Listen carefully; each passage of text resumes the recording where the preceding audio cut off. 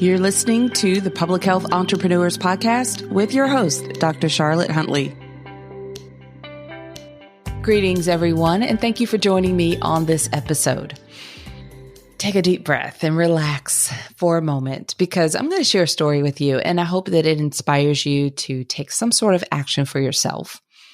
Now, on this podcast, we discuss topics that fall at this intersection of public health and entrepreneurship. I'm a public health entrepreneur, and I've been, serving public health and healthcare for well over 20 years. A lot of experience in a lot of different settings. And right now, I lead a consulting firm. We focus on the epidemiology. We sort of niche into epidemiology. That is my background. We really help the organizations, our clients, which are these large BIPOC organizations. We help them communicate their information to the communities that they serve in plain language. You all know that sometimes epidemiologists can speak their own language, and it's not okay for us to get lost in our own jargon and not be able to communicate to our colleagues and our partners in the communities that we really are passionate about serving. So that goes not just for epidemiologists, but for all of us. In public health, we can, understand each other, but sometimes even within our own colleagues under this umbrella, it's a little difficult sometimes to understand exactly what's happening. Everyone's got their own little jargon and language.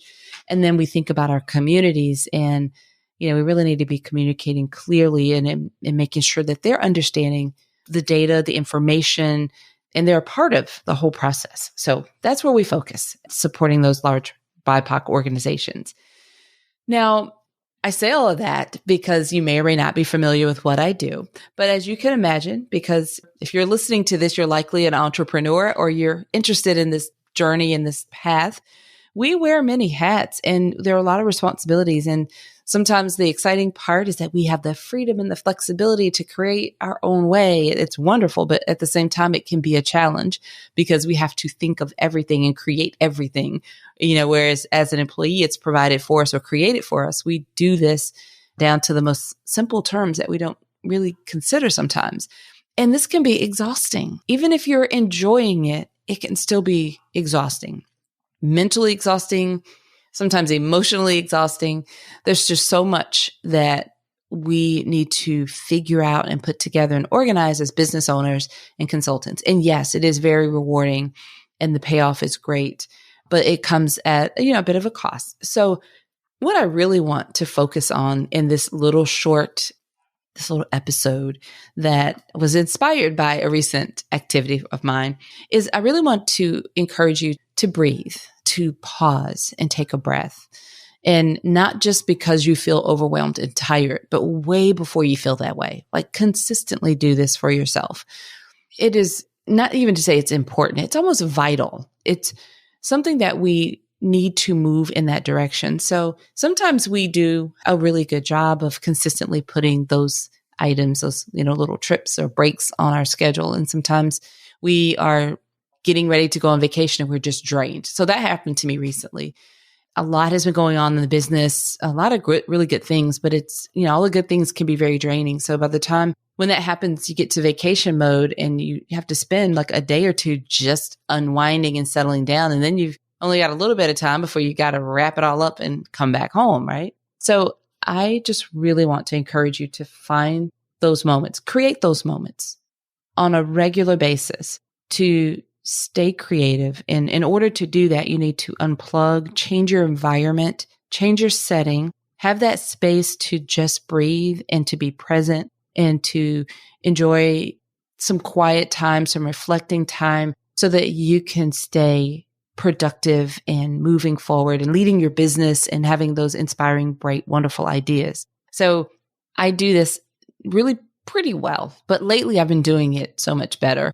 And I recently had a conversation with a friend of mine that kind of inspired this because I was sharing about my trip. I absolutely love going to the mountains. And where I live, it is one of the reasons 20 years ago, the big selling point for me coming here was the fact that I could get to the mountains within, 2.5 to 3 hours. I could get to either the beach or the mountains. And that's wonderful. So I do spend a lot of time retreating back to the mountains. I'm talking about the Smoky Mountains. They're beautiful and gorgeous. And there's so much to discover every time. You can travel the same part of the parkway up in the mountains over and over and over, and you'll find something new every single time you go there, or you go through, different seasons of the year and you experience something different. We took some time and went there, and it was every time we go, we do something a little different, and it's a whole different experience. And I've been doing this for years, but there was a moment where my husband found this train ride. It's like a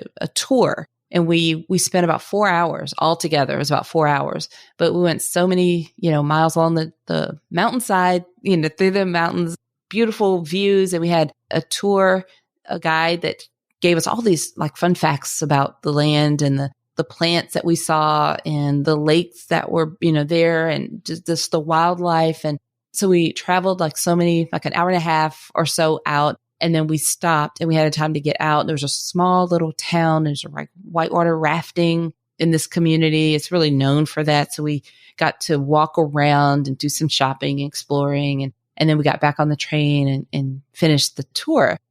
It was just breathtaking. And I remember sitting in the car, like looking out the window and, just absorbing all the beauty. And it just seemed like idea after idea was just kind of dropping into my mind, or clarity on things that I've been thinking about for a while. And all of a sudden it was crystal clear. And I really believe that something magical happens when you change your environment and you step away from what is normally routine, even if it's just for a few hours. It's just amazing what it can do to reset your mind. And you have to take care of yourself in this way. Again, not waiting to when you're exhausted. I'm not saying you have to take off and travel to the mountains to get this experience. But this experience reminded me of the times when sometimes I have on my calendar, I put blocks of time and it's white space. I call it CEO time. And it's just so that I'm not meeting with clients directly. I'm not having any meetings actually, but that time, sometimes I will sit in the office with my whiteboard and I just get ideas that have been in my head, just get them all out so that I can rest my brain a bit instead of carrying all those thoughts in there and decide what to do with it. Or I think about where the company is going or what we need to do differently. But sometimes I may go hiking. I love hiking. We have a lot of parks that are not that far from where I live. So I can take a block of time, drive to a park and hike for, maybe a couple of miles, and just changing my environment in that setting like that. It provides so much clarity. And I'm not going out there to think about my business. I go out there to just be quiet. Sometimes I don't even listen to audibles or podcasts. I have no earbuds. I'm just out there walking and being, aware of the beautiful plants and flowers, and not so much the creatures, because the creatures I meet when I'm on a hike are not the ones that I'm excited to meet. But I do enjoy being in that setting. And then while I'm there, I just get sometimes just the clarity happens. So I'm always prepared if I need to take a note of something that all of a sudden is really crystal clear, makes sense to me. But it's just refreshing. I get ideas about what I need to do, or sometimes I simply just get to enjoy the quiet and listening to the sounds and just everything that I'm able to take in. So I say that because that works for me. So what is it for you? What activity, what is it that gets you, where do you do a change of environment and that helps you? Like, is your place the mountains, or going to the beach, walking on the beach for a while, or sometimes it's watching a show or something on TV that you don't normally watch, just so your mind's not occupied with all these other things. What is it that you do to help you reset? And I don't mean when you're already exhausted, or maybe you start thinking of that way. When you're exhausted, what is it you do? And then we can backtrack, and maybe it's you take some spa time. So instead of waiting until you're exhausted, maybe you decide that once a month or once every 2 weeks, I'm just going to schedule some spa time. What is it that you do that really helps you to reset? And I'm encouraging you to first identify that and then to schedule that. If you're like me, I honor what's on my calendar. If I schedule that time, then it will likely happen. If I just say, okay, I'm going to do that, then it may or may not happen. So whatever it is that you think about it first. What is that activity? And then plan for it. So whatever it is that you can be held accountable for, maybe it's a member on your team that you have set that schedule for you, or a spouse or a friend or someone that you can partner with and help, to help you be accountable for the thing that you're going to do. Maybe it's a book that you're going to read and you decide to, whatever it is, just decide on what it is, put some accountability in place. Maybe it's someone that you say, hey, this is what I'm planning to do. Ask me about this next week. Or, somebody that will just automatically do it because you told them they're going to check in on you. But do that for yourself. And I'm focusing all of this on you, the entrepreneur, because I don't want you to burn out. I don't want you to be exhausted. And you may also think that, I don't have the time. I need to, have this client work. Create the space and the time for yourself. Prioritize taking care of yourself because it will help you serve your clients so much better. You'll come back refreshed, renewed, and able to do so much more than you can ever do by pushing yourself to the limits. So this is Dr. Huntley in your ear trying to look out for you. And I encourage you to make a plan for yourself and be accountable for what you're going to do to take care of yourself, to refresh and renew. Change your environment it's a great way to do that so that you can prevent, in other words, I want you to do this way before you need to do it. If you feel like you need to do it, then you probably waited too long. So do it before you feel like you need to do it. Does that make sense? I hope so.